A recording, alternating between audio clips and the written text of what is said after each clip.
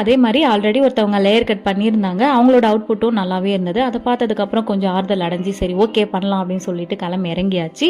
போனவுடனே நம்ம hair length எல்லாம் பார்த்து எப்படி இருக்கும் அதோட பேசிக் டீட்டெயில்ஸ்லாம் நம்மளுக்கு கொடுத்துட்டு ஹேர் வாஷ் பண்ண ஆரம்பிச்சிட்டாங்க. பேசன் ஃபுல்லாக முடி தான் இருக்கு, அவ்வளோ முடி இருக்கு, எனக்கெல்லாம் கொட்டிடுதுப்பா. அண்ட் ஒரு முக்கியமான விஷயம், வெறும் லேயர் கட்னா மட்டும்தான் 250 சார்ஜ் பண்ணுறாங்க. எக்ஸ்ட்ரா அது மாதிரி ஹேர் வாஷ் பண்ணுறாங்கன்னா அதுக்கு வந்து 300 சார்ஜ் பண்ணுறாங்க. ஏன்னா வந்து கண்டிஷனர் யூஸ் பண்ணணுமா, கண்டிஷனர் யூஸ் பண்ணிட்டு நம்ம ஹேர் கட் பண்ணால் இன்னும் வந்து அதோட ரிசல்ட் நல்லா வருன்றனால அது மாதிரி சொல்லியிருந்தாங்க. நான் வந்து பேசிக்காக கண்டிஷனர்லாம் ரெகுலராக சுத்தமாகவே யூஸ் பண்ண மாட்டேன், அதனால தான் ஹேர் வாஷ் எடுத்துக்கிட்டேன். நீங்கள் வந்து யூஸ் பண்ணுவீங்கன்னா ஜஸ்ட் லேயர் கட் மட்டும் பண்ணாலே போதும். பட் போகிற அன்னைக்கு தலை குளிச்சுட்டு போங்க.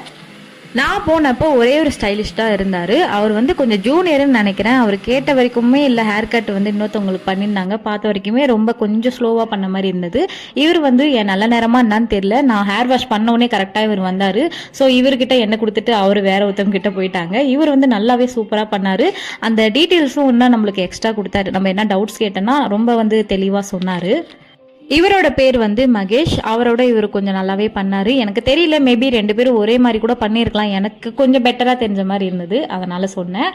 ஃபர்ஸ்டே வந்து கொஞ்சமாக வந்து ஹேர் வந்து அந்த கட் பண்ணிட்டாங்க, கீழே வந்து ரொம்ப மெலிசாக இருக்கும் இல்லையா, அதை வந்து ஃபர்ஸ்டே வந்து ஈவன் பண்ணிட்டு தான் ஸ்டார்ட் பண்ணவே ஆரம்பித்தாங்க.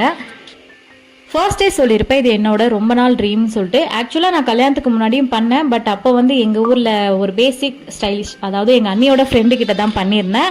அவங்க வந்து வீட்டிலே தான் வச்சு பண்ணாங்க, ப்ராப்பராக அந்த ஹேர் வாஷ்லாம் பண்ணல. என்கிட்டயும் அப்போ கண்டிஷனர்லாம் இல்லை, ஓரளவுக்கு நல்லாவே பண்ணாங்க. பட் அதோட அவுட்புட்டோட இந்த வாட்டி வந்து அந்த கண்டிஷனிங்லாம் பண்ணி ப்ராப்பராக கட் பண்ணி ஹேர் செட் பண்ணி பண்ணவே ரொம்பவே சூப்பராக இருந்தது. இந்த மாதிரி ஹேர் கட் பண்ணும்போது எனக்கு மட்டும்தான் இது மாதிரி பீதிலாம் வருமா, இல்லை உங்களுக்கும் வருமானதை கண்டிப்பாக சொல்லுங்கள். எங்கே லென்த்து குறைஞ்சிருமோ, ஒழுங்காக வராதோ அப்படின்ற மாதிரிலாம் எனக்கும் அப்படி தான் இருந்தது. அதை முடிச்சுட்டு அப்படியே வந்து கொஞ்சமாக பேங்க்ஸ் வேணும், முன்னாடி ஃப்ரண்ட்டில் பேங்க்ஸ் வேணும்னு சொல்லி கேட்டிருந்தேன். அதுவும் பண்ணிட்டாரு. திடீர்னு கட் பண்ணுறதை பார்த்து ஃபுல் பீதி ஆகிட்டேன், எங்கே ரொம்ப ஷார்ட்டாக வெட்டிடுவாரோன்னு சொல்லிட்டு. பட் கரெக்டாக தான் பண்ணியிருந்தாரு.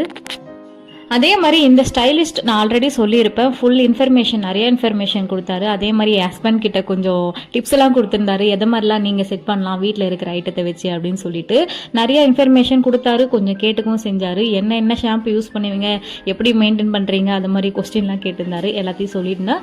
நல்லா பேசினார், அதுதானே நம்மளுக்கு முக்கியம். ரொம்ப சிடு மூஞ்சா இருந்தால் கொஞ்சம் வெறுப்பாக இருக்கும். இவர் நல்லாவே பேசிட்டே செஞ்சார், கொஞ்சம் ஜாலியாகவே இருந்துச்சு.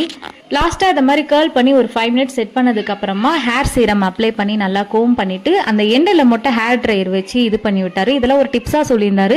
நீங்கள் வீட்டில் பண்ணுறீங்கன்னா கூட இதை மாதிரி செட் பண்ணிங்கன்னா வந்து உங்களுக்கு லேஸ் நல்லா டிஃபைண்டாக தெரியும் அப்படின்ற மாதிரி சொல்லியிருந்தாரு.